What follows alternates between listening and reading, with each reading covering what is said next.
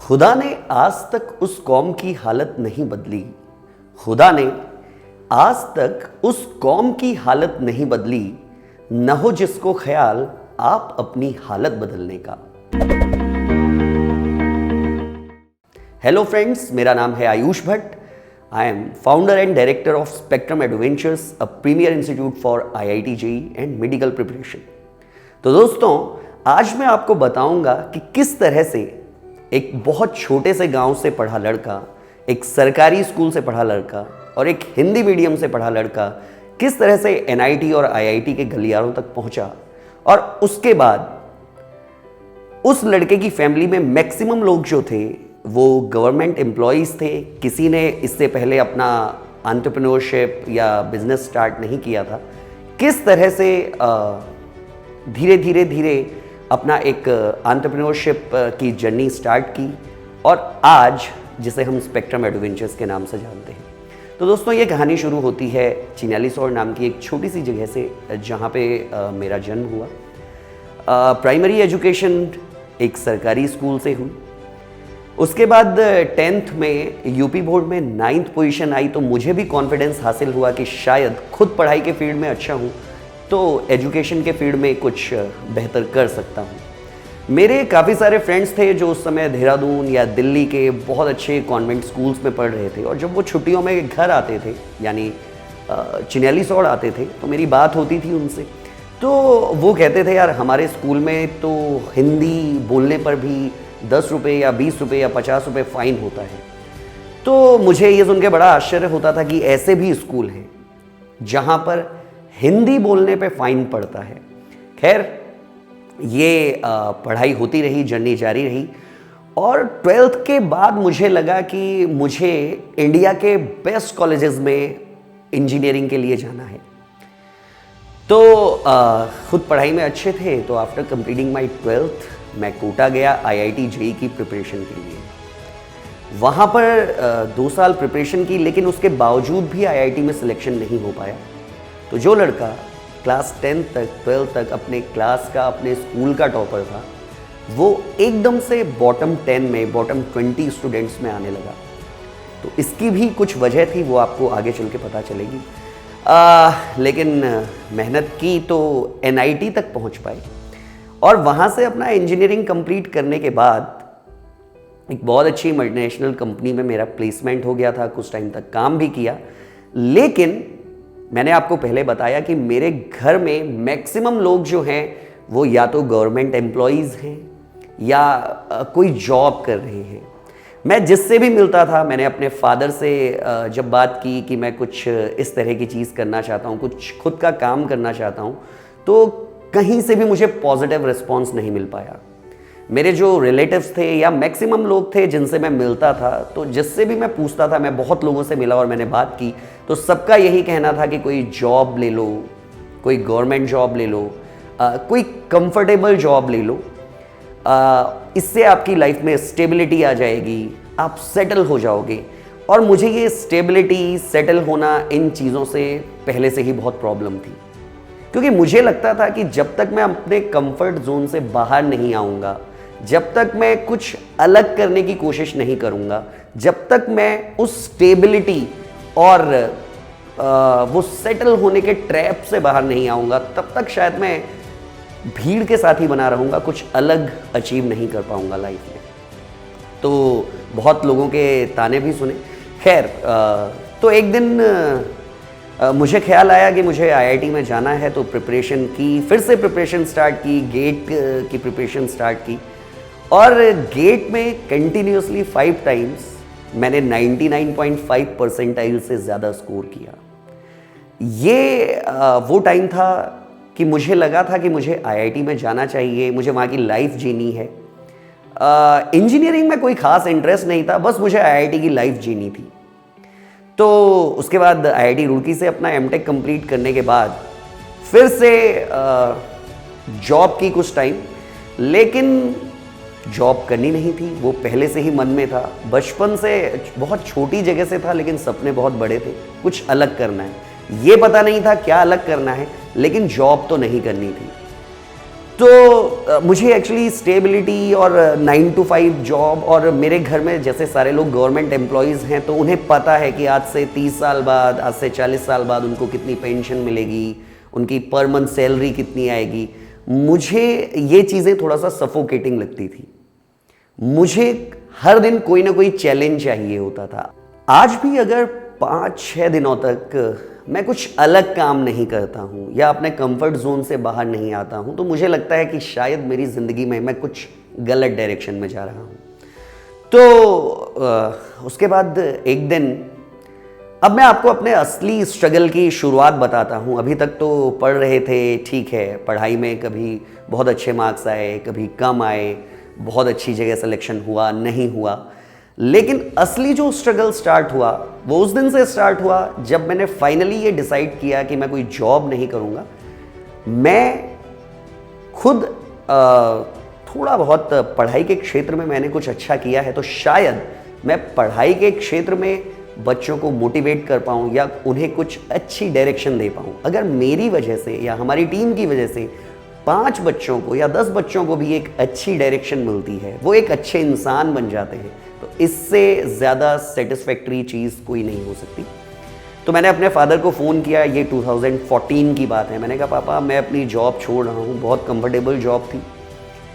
तो मेरे फादर का उस चीज़ को सुन के जो रिएक्शन था वो बहुत ही नेगेटिव था कि बेटा आप क्या करोगे यहाँ आके। उसके बाद मम्मी ने भी शुरुआत में नेगेटिव फीडबैक दिया चीज़ को लेके, मेरे भाई ने भी, तमाम रिश्तेदारों ने भी, कि अगर तुम्हें टीचर ही बनना था या मास्टर ही बनना था तो फिर तुम IIT NIT क्यों गए, अगर तुमको यही करना था तो फिर तुमने इतनी मेहनत पढ़ाई के लिए क्यों की, या तुम्हें अपना काम ही करना था या अपना बिजनेस करना था या एंटरप्रेन्योरशिप करनी थी, तो ये सारी चीज़ें क्यों। लेकिन मैंने अपनी जॉब छोड़ी और मैं वापस देहरादून आ गया। तो शुरुआत में मैंने यहाँ जानने की कोशिश की कि देहरादून में एजुकेशन के फील्ड में कौन काम कर रहे हैं। मेरी जेब में पैसे नहीं थे, जॉब का कोई सेविंग्स नहीं थी, मेरे फादर भी रिटायर हो चुके थे, लेकिन मुझे कुछ अलग करना था, जॉब से अलग, उस कंफर्ट जोन से बाहर आना था। तो साहब मैं 2014 जुलाई में अपनी जॉब वगैरह सब छोड़ के देहरादून आया।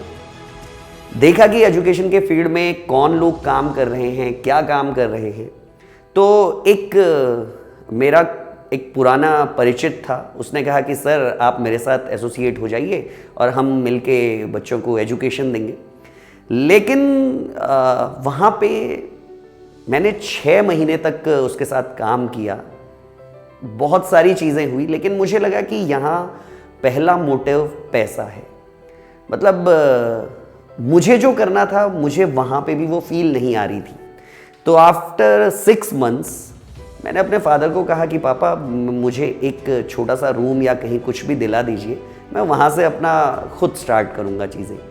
तो अब मम्मी पापा जब उन्होंने देखा कि 6 महीने से ये बहुत मेहनत कर रहा है, इसकी जेब में पैसे नहीं हैं और ना ये हमसे मांगता है, किस तरह से अपनी चीज़ें कर रहा है, तो फिर उसके बाद मम्मी पापा ने भी सपोर्ट करना शुरू किया। उन्होंने कहा बेटा ठीक है, चलो आपको जो करना है वो आप करो।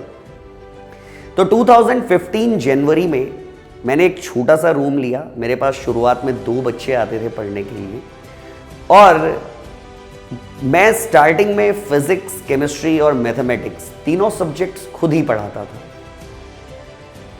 हमारे यहाँ जो IIT और मेडिकल के इंस्टीट्यूट्स हैं, वहाँ पे अगर आप कोई भी अपना एंटरप्रेन्योरशिप या अपना बिजनेस आप स्टार्ट करना चाहोगे तो देखिए आपको रेंट तो देना है ना जगह का, आपको 3-4 एम्प्लॉयज़ भी हायर करने पड़ेंगे, तो आपके पास स्टार्टिंग में कुछ पैसा तो होना चाहिए। मेरे पास नहीं था, तो अब मैं क्या कर सकता था, तो मैंने शुरुआत खुद की, अकेले की, आज से 5 साल पहले।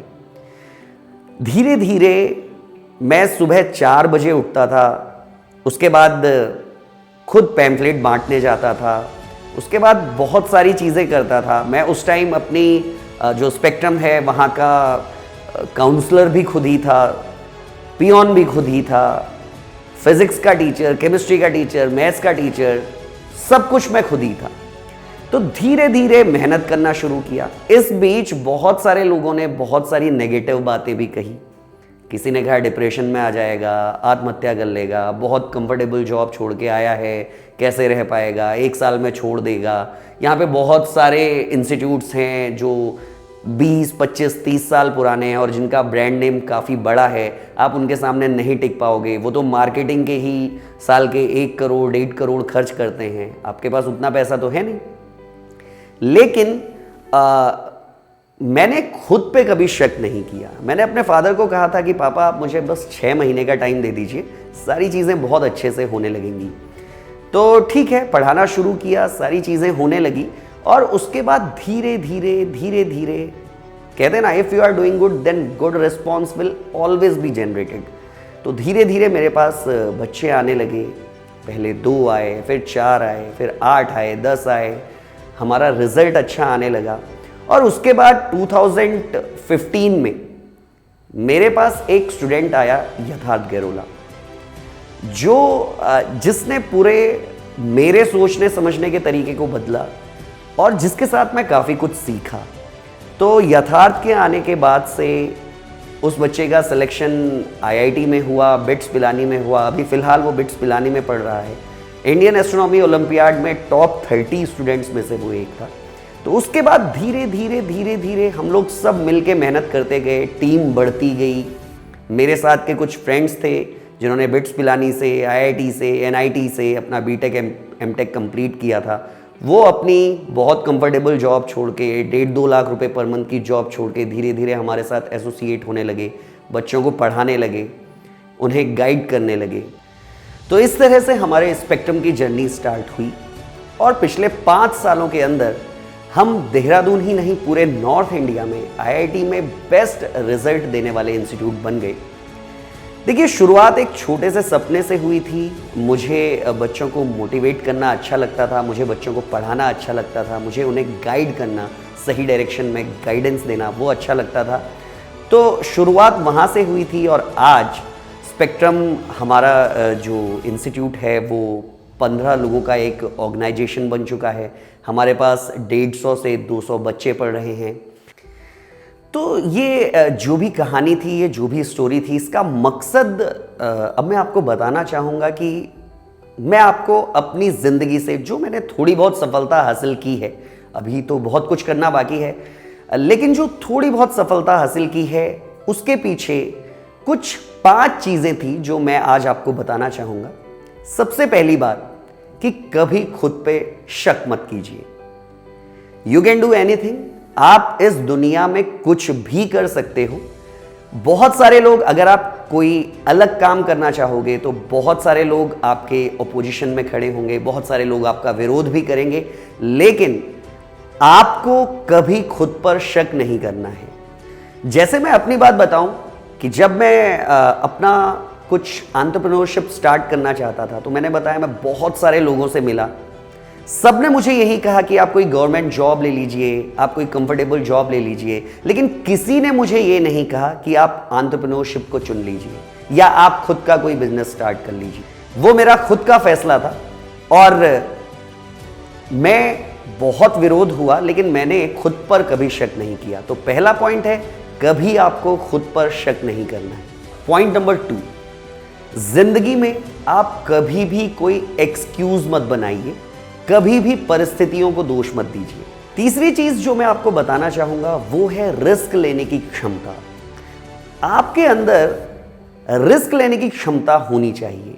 चाहे आपको एक बहुत अच्छा नोवेल लिखना है, या आपको एक बहुत अच्छी मूवी डायरेक्ट करनी है, या आपको एंटरप्रेन्योरशिप में जाना है, या आपको पॉलिटिक्स में जाना है, अगर आपको कुछ अलग काम करना है तो आपके अंदर रिस्क लेने की क्षमता होनी चाहिए। चीज जो मैं आपसे शेयर करना चाहूंगा वो है कि जिंदगी में आप वो काम मत कीजिए जो आपसे आपके माँ बाप करवाना चाहते हैं, या जो दुनिया करवाना चाहती है, जो आपके फ्रेंड्स करवाना चाहते हैं।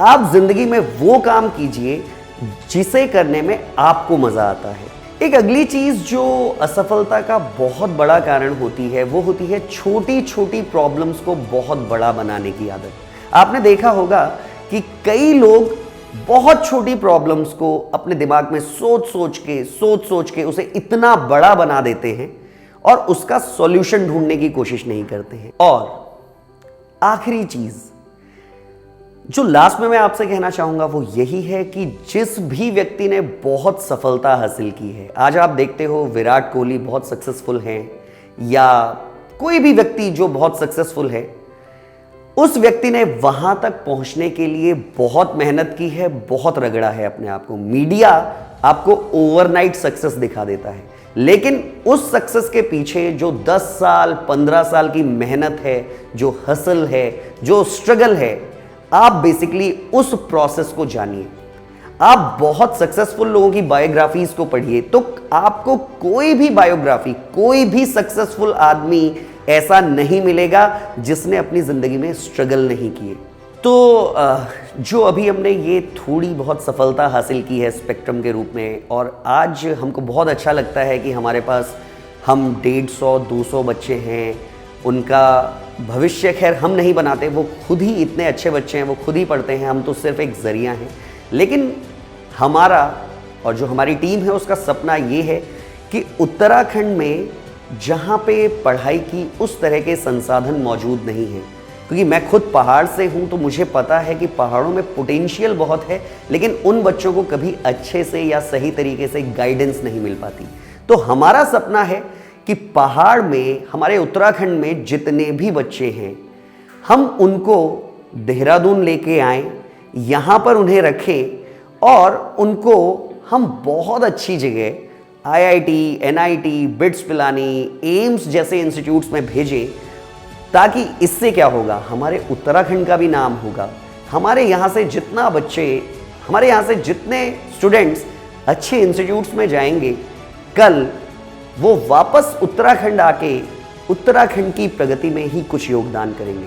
तो ये थी मेरी कहानी। उम्मीद है कि आपको थोड़ा बहुत कुछ सीखने को मिला होगा। आप भी मेरे पापा एक बात कहा करते हैं कि असंभव भी है कोई काम, वीर कदापि मानता नहीं। तो इस दुनिया में कुछ भी असंभव नहीं है, मेहनत करते रहिए। और इन्हीं शब्दों के साथ मैं अपनी वाणी को विराम देना चाहूँगा। बहुत बहुत धन्यवाद।